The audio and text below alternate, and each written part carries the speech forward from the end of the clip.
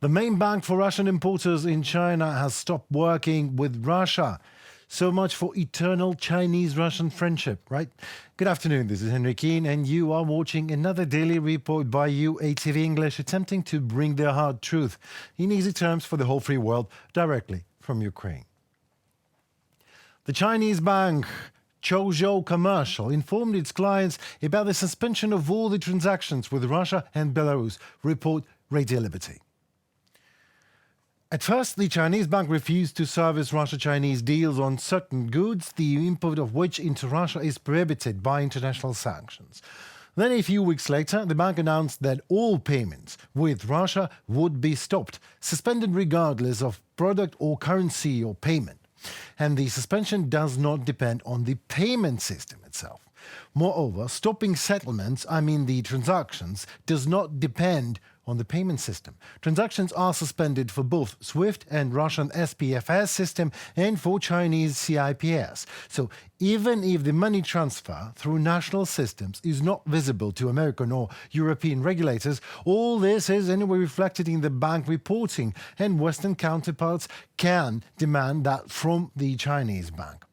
That is exactly why Russian-Chinese eternal friendship remains, of course, but just with no banking options installed. Russia, in turn, is trying to help North Korea to gain access to Russian domestic banking system through South Ossetia. If you ask me, it is like inviting a thief to a gold depository, but Moscow has already unblocked parts of North Korean frozen assets and is trying to give North Korea authority the actual access to the international financial system, as the New York Times puts it. Also, Russian business will be disconnected from Germany's largest corporate software provider services. The world's largest supplier of business applications, the German company SAP, will close access to its cloud services to Russian clients from March 2024. Users of SAP solutions in Russia received such a notification of a sort from the Russian subsidiary of SAP. The German company provided Russian businesses with enterprise resource planning, customer relationship management and chain management system, etc., etc. In total, SAP had about 1,500,000 clients in Russia, including such large business entities as Russian Railways, for example, Aeroflot, Sberbank, VTB, Alpha Bank, X5 Group, MVD Dorado, you name it. Almost all of the above mentioned are oil and gas producers, chemical and metallurgical companies. Well, in easy terms, this all is happening because in December, US President Joe Biden signed a decree that made it much easier for the United States Treasury Department to impose restrictions on banks that violate sanctions against Russia. Well, after this, fearing secondary sanctions, Turkish financial organizations began to refuse to work with Russian banks just as well. I'm struggling to understand one thing. If Russia lets North Korea into its domestic banking system, then the two are blocked from the rest of the world's money, and that is exactly what is going on today. This is good, right?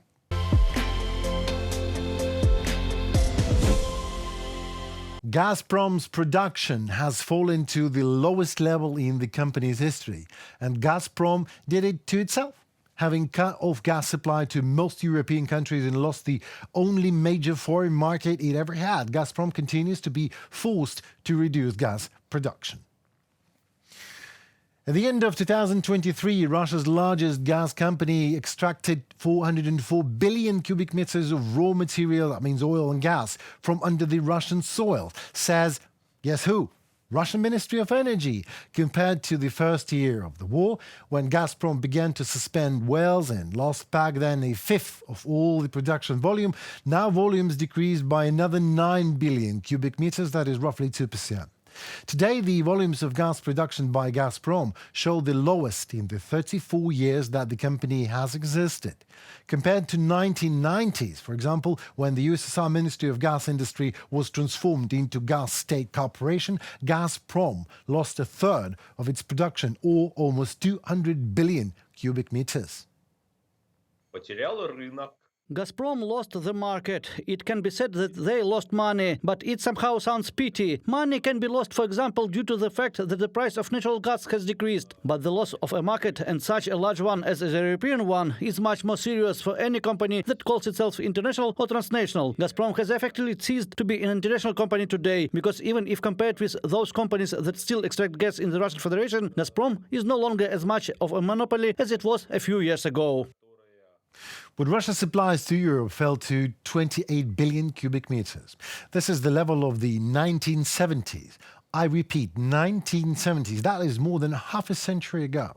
Just to compare, in 1975, the USSR pumped 9.3 billion cubic meters per year, and in 1980, after concluding a major contract with Germany, it was already almost 60 billion produced and sold, of course.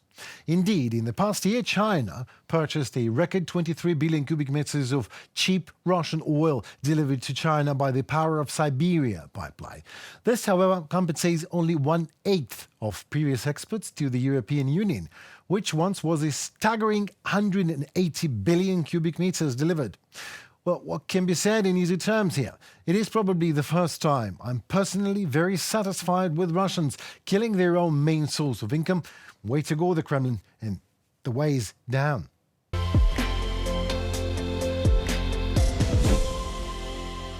To underestimate your enemy could be a deadly mistake. We do not think Russians are idiots, no.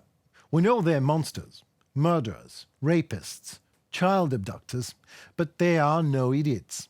The Russians are perfectly aware that the armed forces of Ukraine are gradually depleting the ammunition stocks. While the aid from the United States is stuck in the middle of politics, Russians are trying to change the situation on the battlefield to their own favor, of course.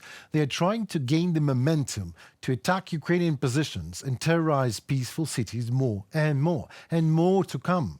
Simply because these are Russians, that it simply reads as terror. We know that in some units they distribute their ammunition very, very carefully, because they are beginning to worry that the reserves are running out. The Russians know this and therefore continue to attack with drones and missiles in order to force the Ukrainians to waste air defense equipment, which, and they know about it, are not being replenished now. John Kirby, Coordinator for Strategic Communication of the National Security Council of the US. Mr. Kirby also noted that the Ukrainian commanders in some areas must also determine which long-range systems to use and which not, due to the lack of new tranches of military aid. As Ukrainian state agency Ukrinform reported, as the majority of Republicans in the United States Senate did not support the draft law on border reforms and aid to Ukraine, an initiative appeared to separate these two issues for separate voting. In particular, Republican leader Mitch McConnell announced this on Tuesday, and on Wednesday already Democratic leader Chuck Schumer told his fellow party members that he intends to do just that and bring the foreign aid document to a vote on Wednesday. You know, I have a lot to say on the matter, but I won't. I say just a small thing only. Just be sure to mark my words. If the holder of the title of the greatest democracy these days of this world, the United States of America, will not urgently wake up for the acute necessity to help Ukraine win, Ukraine will win anyway. With way more blood and effort and destruction, but we will prevail. Thank you so very much for watching. We appreciate that. It was Henry Keane on the UATV studio, bringing the hard truth in easy terms, and I hope you like what we do for you. So if you do, help us just as well. Like, share, subscribe. Help us to deliver Ukrainian voice and vision worldwide and make it to be heard. And let us know what do you think in the comments below. We appreciate that too. Stay safe and tuned for more. See you tomorrow, folks.